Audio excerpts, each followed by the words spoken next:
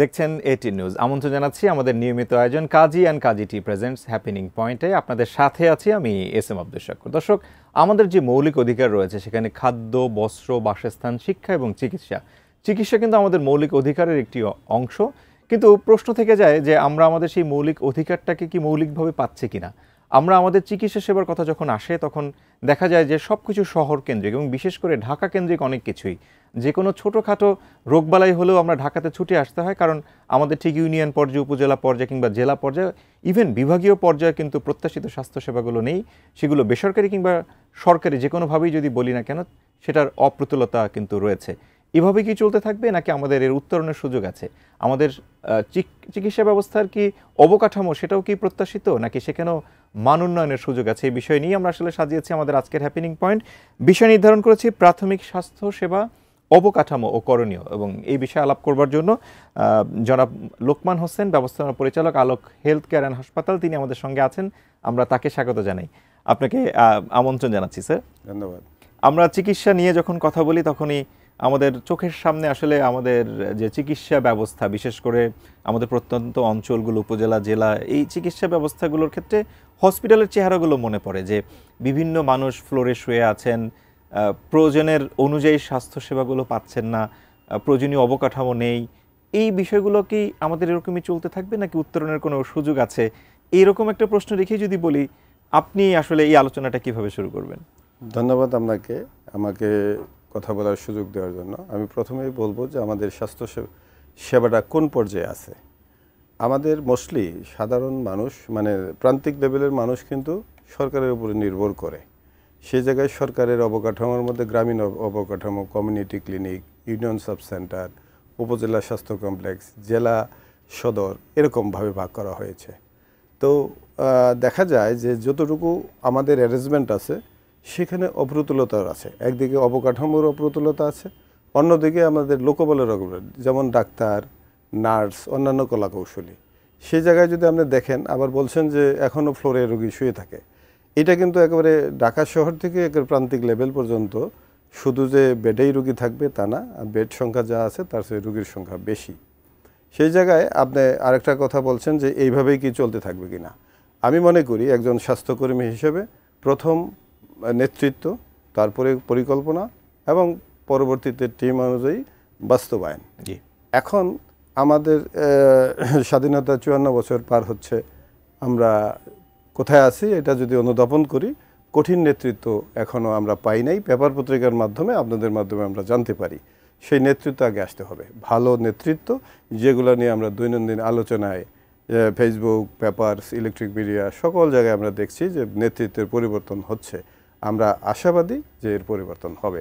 আপনি যে আপনার আলোচনায় যেটা তুললেন সেটা হচ্ছে পলিসি লেভেল থেকে একেবারে ফাইনালি এক্সিকিউশন পর্যন্ত সবগুলো জায়গাতেই একটা পরিবর্তনের কথা ভাবছেন, কিন্তু 54 বছরে এসে তো একটা স্ট্রাকচার দাঁড়িয়েছে, হয়তো সেটা ভুল অথবা সেটা শুদ্ধ, যেভাবেই হোক না কেন, এটাকে কি একদমই শুরু থেকে শুরু করে রিস্ট্রাকচার করতে হবে, নাকি যে অবস্থাটা দাঁড়িয়েছে সেটার উপরেই দাঁড়িয়ে কিছু পরিবর্তন না যাবে? আমার কথা হলো যে আমরা যে বেঁচে আছি, আমাদের যে লোকবল, আমাদের যে বাজেট, সেটা অপ্রতুল থাকতে পারে, কিন্তু যা আছে এটা সুষম ব্যবহার হলে আমাদের তো কিছুটা রক্ষা হচ্ছেই।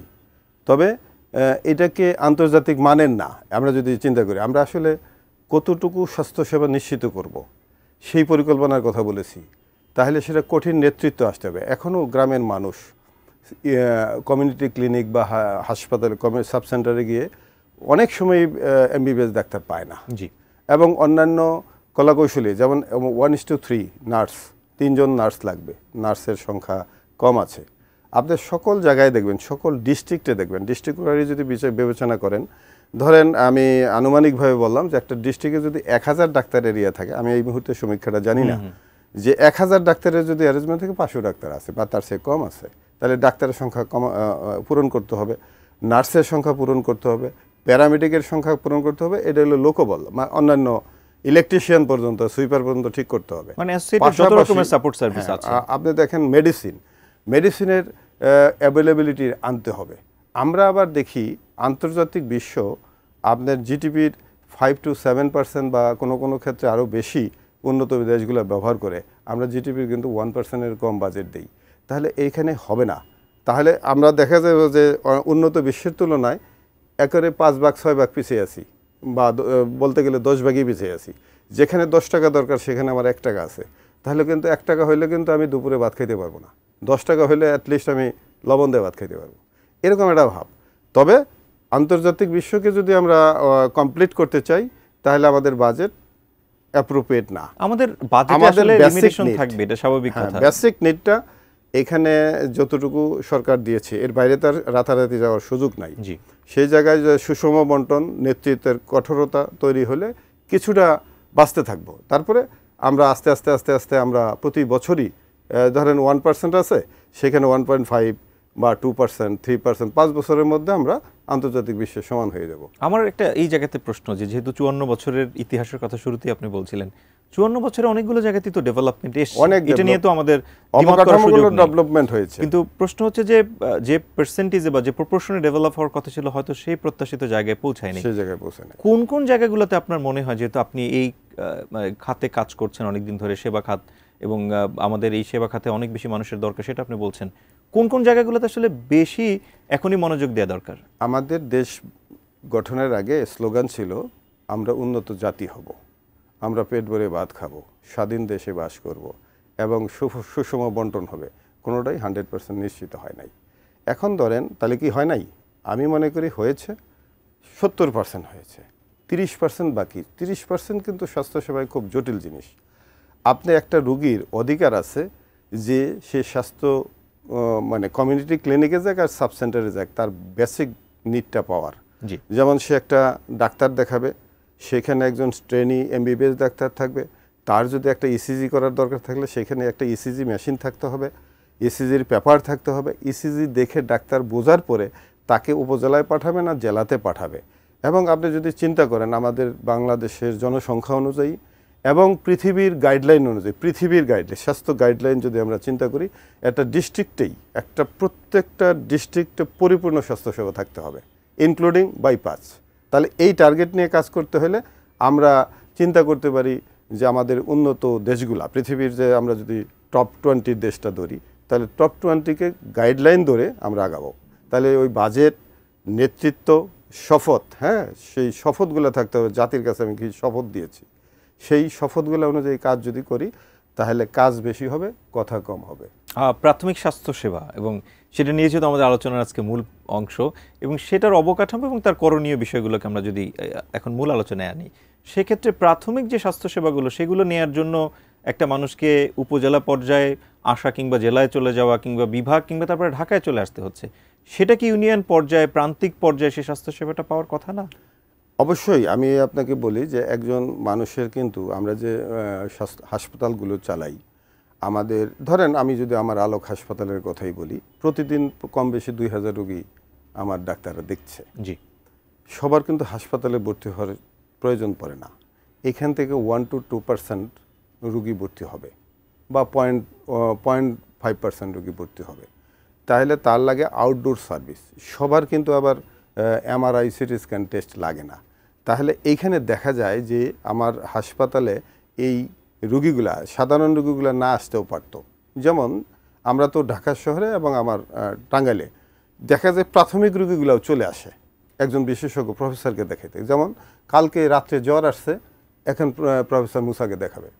তো এটা কিন্তু প্রয়োজন নাই, সেখানে একটা এমবিবিএস ডাক্তারের শরণাপন্ন হইতে পারে। কিন্তু আমাদের মজ্জাগত একটা জিনিস হলো আমার টাকা আছে আমি বড় ডাক্তার দেখাবো। এটা হলো ধনিক শ্রেণীর জন্য।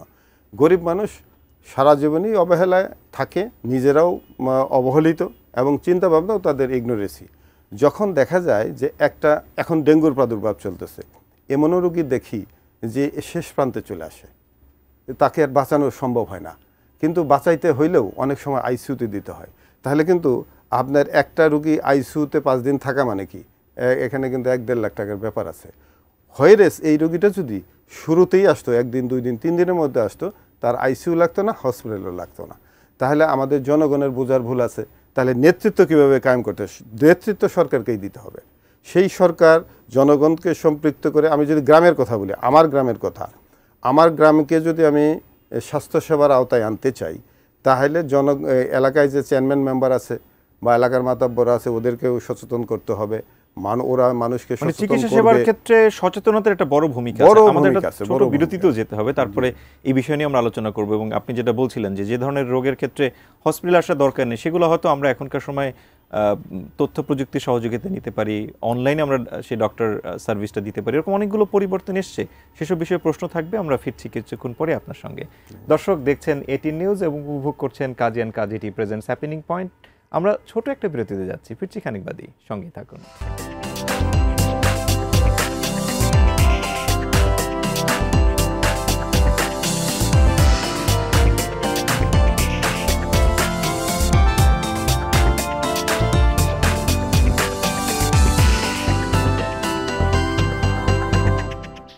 বিরতির পর আরও একবার স্বাগত জানাচ্ছি Kazi and Kazi tea presents happening পয়েন্টে। আমরা প্রাথমিক স্বাস্থ্য সেবা, অবকাঠামো এবং করণীয় এই বিষয়ে আলোচনা করছিলাম। যে আলোচনাতে ছিলাম সে আলোচনার একটু গভীরে যাওয়ার চেষ্টা করি। আমরা বিরতিতে যাওয়ার আগে টেলিমেডিসিন কিংবা এই ধরনের অনলাইন ভিত্তিক যে স্বাস্থ্যসেবাগুলো আছে সেসব স্বাস্থ্যসেবার ব্যাপারে একটা ইঙ্গিত দিয়ে গিয়েছিলাম। আসলে এখনকার সময় এই তথ্য প্রযুক্তির যুগে তো মানুষ সরাসরি আসতে হয় না, অনেক রকমের তথ্য নিয়েই কিন্তু ভালো চিকিৎসা নেওয়া সম্ভব, যেই চিকিৎসাগুলোর জন্য একজন ডাক্তারকে সরাসরি হয়তো ফেস করতে হয় না। সেই যে উন্নতিটা অন্য অন্য দেশে বা উন্নতি বিশ্বে যেভাবে হয়েছে, আমাদের স্বাস্থ্য খাতে কি সেই উন্নতিগুলো বা সেই অবকাঠামোর পরিবর্তনকে আমরা খুব বেশি দেখতে পাচ্ছি? আমি একটা অবজারভেশন বলি যে আপনার করোনার সময় আমাদের টেলিমেডিসিনটা ডেভেলপ হইতেছিল। যখন এটা করোনা চলে গেল অনেকটাই ম্রিয়মান। এই টেলিমেডিসিনটা বলতে গেলে এখন খুব বেশি পপুলার না, কিন্তু এই সিকোয়েন্সটা ডেভেলপ হইতে পারে। যেমন মনে করেন যে একটা ডিস্ট্রিক্টে যদি একজন বিশেষজ্ঞ ডাক্তার কার্ডিওলজিস্ট থাকে, এখন উপজেলায় কিন্তু আমরা অ্যাভেলেবেল কার্ডিওলজিস্ট পাই না, তাহলে হৃদরোগের রোগীগুলা একটা উপজেলায় আসে বা একটা সাব সেন্টার থেকে কিন্তু একটা বিশেষজ্ঞ ডাক্তারের সার্ভিস পায়। আর টেলিমেডিসিনটা হলো একেবারে 100% না বললেও 99%। যেমন আপনি ডাক্তার, আমি রুগী, আমাকে দেখতেছে বিশেষজ্ঞ ডাক্তার, সেখান থেকে কিন্তু ভুল হওয়ার কোনো চান্স নাই। রিপোর্টগুলো অনলাইনে যাচ্ছে, পালস পিপি, আপনি যদি ডাক্তার হন, যদি এইভাবে যদি টেলিমেডিসিনটা করা যায়, যে টেলিমেডিসিন এই পক্ষে রোগীর সাথে একজন এমবিবিএস ডাক্তার বা ট্রেনি, কোনো ক্ষেত্রে মেডিকেল অ্যাসিস্ট্যান্ট থাকতে পারে, আর ওই পাশে বিশেষজ্ঞ ডাক্তার যদি থাকে, আমাদের যদি নেটগুলা থাকে ঠিকমতো, এটা কিন্তু বিশেষজ্ঞ ডাক্তারের সামনে যেয়ে দেখানোর মতোই। আমরা কিন্তু পপুলার হইতে পারে। আমরা কিন্তু অনেক বিশেষজ্ঞ ডাক্তারের ক্ষেত্রে এমনও দেখি যে তার সহকারী থাকেন, তিনি এমবিবিএস ডাক্তার, তিনি প্রিলিমিনারি তাকে কিন্তু একটা চেকআপের মধ্যে গিয়ে তিনি একটা সামারাইজড ওয়েতে যিনি এক্সপার্ট তার কাছে দেন, তারপরে তিনি ট্রিটমেন্ট করেন। এটা কিন্তু ইমপ্লিমেন্টটা সরকারের পৃষ্ঠপোষকতা দরকার, তদারকি এবং মানে এটা প্রয়োগটা সরকারের পৃষ্ঠপোষকতা দরকার, সরকারি হাসপাতাল থেকে শুরু হওয়া দরকার। আর আমরা চেষ্টা করেছি মানে আমাদের কিন্তু কিছু কিছু এখনও আছে। আমাদের ডাক্তার যদি বিদেশে থাকে, কেউ বিদেশে যাচ্ছে, আমরা তার সাথে কন্ট্যাক্ট করে আমরা কিন্তু টেলিমেডিসিনে রুগী দেখাই, কিন্তু এটা সারা দেশব্যাপী সুযোগ হয় না। আমার ওই যে টাঙ্গাইল ঘাটালে হাসপাতাল থেকে আমরা ঢাকা হাসপাতালে রুগী দেখাতাম, এটা কম আছে, কারণ ওখানে আমাদের বিশেষজ্ঞ ডাক্তাররা প্রতিদিনই আছে তো সিএমএস হাসপাতালে, যার কারণে আমি খুব বেশি এটাকে নজর দিই নাই। তবে এটা যদি আমরা খুব গুরুত্ব দেই, তাহলে এটা কিন্তু বড় জিনিস। আপনার একটা জিনিস, একটা রুগী 1000 টাকায়, ধরেন 1000 টাকা লাগলো, কিন্তু যখনই প্রান্তিক লেভেল থেকে একটা গ্রাম থেকে উপজেলায় আসবে, তার আরও 1000 টাকা গাড়ি ভাড়া, ডাক্তারের ভিজিট, আরও আনুষঙ্গিক খরচগুলো আসবে, সাথে আত্মীয় স্বজন, হ্যাঁ, 1/3 ভিজিটে 1/3 খরচে বা 1/4 খরচে এই টেলিমেডিসিনটা ইমপ্রুভ হইতে পারে। আপনি যেমন প্রান্তিকের কথা বলছিলেন, উপজেলার পর্যায়ের কথা বলছিলেন, জেলা পর্যায়ে কেমন ধরনের ট্রিটমেন্ট হওয়া উচিত গাইডলাইন নিয়ে আপনি কথা বলছিলেন, কিন্তু আমরা যদি প্রান্তিক জনগোষ্ঠীর কথা বলি, উপজেলা পর্যায়ে কিংবা ইউনিয়ন পর্যায়ে বা গ্রাম পর্যায়ে যদি স্বাস্থ্যসেবার আমরা অবকাঠামো নিয়ে কথা বলি, সেক্ষেত্রে মোটা দাগে কোন কোন বিষয়গুলো একটু দরকার? আমি মনে করি যে 80% আমাদের আছে, 20% কম আছে। যেমন ডাক্তারের সংখ্যা কম আছে, তাহলে ডাক্তার নিয়োগটা যদি তাড়াতাড়ি হয়, ডাক্তার, নার্স, প্যারামেডিক নিয়োগ হলে কিছুটা সলভ হবে। মেডিসিনের বাজেটটা ঠিকমতো পেলে আরেকটু সমাধান হলো। এখন ওই ডাক্তারটা উপস্থিত থাকতে হবে, সেখানে তার মিনিমাম অ্যারেঞ্জমেন্টটা থাকতে হবে। একটা সুগার টেস্ট করা দরকার, একটা গ্রুপ টেস্ট, তারপরে একটা এক্সরে, এটা এক্সরেটা উপজেলা মানে ইউনিয়ন সাব সেন্টারে কিন্তু হয়তো বা এখনও সম্ভব না। তো আমি মনে করি উপজেলা লেভেলে সব ধরনের একটা ব্যবস্থা থাকা উচিত। যেমন বেসিক মেডিকেশন বা টেস্টিং বেসিক ধরেন আমাদের আমরা যে উপজেলাতে কয়জন বিশেষজ্ঞ, এখন কিন্তু অনেক উপজেলাতে 3-4জন 5জন বিশেষজ্ঞ ডাক্তার আমরা পাই, গাইনি পাই, অ্যানাস্থেটিক, কার্ডিওলজিস্ট, মেডিসিন, এরকম কিন্তু অনেক উপজেলাতেই পাচ্ছি। কিন্তু তাদের একজন কার্ডিওলজিস্ট আছে, তার একটা ইকোকার্ডিওগ্রাফি মেশিন নাই। একটা ধরেন একজন গাইনোকোলজিস্ট আছে, ওটি আছে, তার ওটির অ্যানাস্থেটিক নাই, বা ওটির লাইট নাই, ওটির টেবিল নাই। এগুলো তো খুব বেশি জিনিস না।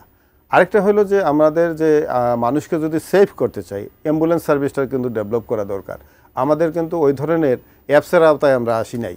সরকার এবং প্রাইভেট দুইটা মিলিয়ে অ্যাম্বুলেন্স, একটা উপজেলাতে যতগুলো অ্যাম্বুলেন্স, এটা একটা আওতার মধ্যে আনতে হবে এবং সাম্প্রতিক এবং সময়ে আমরা সরকারের দেখেছি নিয়ন্ত্রিত বিল লাগবে। আপনি দেখেন আমরা তো ওই যে শরীয়তপূর্ণা কোথাকার সমালোচনা শুনলাম, আমরা সেটার কথা বলছিলাম যে সেখানে আমরা অ্যাম্বুলেন্সের সিন্ডিকেশনগুলো সেটা আমরা দেখি এবং সেগুলোর আসলে পরিত্রাণের উপায় খুঁজতে হবে। কিন্তু আমরা অনুষ্ঠানে যেতে একেবারেই শেষ সময়, সব বিষয় তো কভার করা যাচ্ছে না, কিন্তু একটা প্রশ্ন করতেই চাই যে আমরা ইউরোপিয়ান যে রাষ্ট্রগুলো আছে সেখানে আমরা দেখতে পাই যে পাবলিক প্রাইভেট পার্টনারশিপ, তার আওতাধীন এই একটা মডেল ডেভেলপ করা হয়েছে চিকিৎসা ব্যবস্থার ক্ষেত্রে। বাংলাদেশে কি এই ধরনের মডেলগুলো কি আসলে চালু করার সুযোগ আছে কিনা এই ক্ষেত্রে? এখানে আমি বলবো যে অনেক মেধাসম্পন্ন মানুষ কাজ করা উচিত। যারা এই পৃথিবীতে স্বাস্থ্যসেবায় এ ক্যাটাগরিতে গিয়েছে, তাদের কিন্তু দুইটা ধরনের ব্যবস্থা আছে। একটা ইন্স্যুরেন্সের মাধ্যমে এগিয়েছে, আরেকটা হলো সরকারের বাজেটে এগিয়েছে। তা এখন এই সরকার যদি পরিপূর্ণ বাজেট দেয় তাহলে একরকম, আর জনগণকে যদি সম্পৃক্ততায় নিয়ে এসে তাহলে ওই যে প্রিমিয়াম প্রথা শুরু করতে হবে, ইন্স্যুরেন্স প্রথা। ইন্স্যুরেন্সের মাধ্যমে যদি হয় তাহলে অনেক কিছুই সম্ভব। ধরেন সকল মানুষ কিন্তু অসুস্থ থাকে না। 100 জনের মধ্যে WHO বলে 5 থেকে 6 জন মানুষ অসুস্থ থাকে। তাহলে এই মানুষকে 100 জনের প্রিমিয়াম দিয়ে 5-6 জনকে কিন্তু সারা মাস চিকিৎসা দেওয়া সম্ভব। এগুলো বড় পরিকল্পনা, যারা বড় অ্যাকচুয়েটর, যারা প্রিমিয়াম বানাবে, যারা ইন্স্যুরেন্স বানাবে, ওই রকম একটা আন্তর্জাতিক মানের লোকজন দরকার। এটা সরকার যদি এনকারেজ করে, ওই ধরনের লোক কিন্তু পৃথিবীতে আছে। তাদেরকে নিয়ে যদি করা যায়, এটা দৃষ্টিভঙ্গি, আমি দেশটাকে কোথায় নিয়ে যাব, কত বছর সময় লাগবে, কত টাকা লাগবে, এটা কিন্তু সম্ভব। মানে একদিনের বিষয় না, কিন্তু একটা দীর্ঘমেয়াদী পরিকল্পনা করলে তার বাস্তবায়ন হয়তো সম্ভব। এবং মোটা দাগে আমাদের দেশের যে জনগণ আছেন তাদের, বা প্রান্তিক মানুষ যারা আছেন, তাদের সবাইকে স্বাস্থ্যসেবার আওতার মধ্যে খুব ভালোভাবে আনা সম্ভব। আমরা সচেতনতার অনেক অভাব দেখি।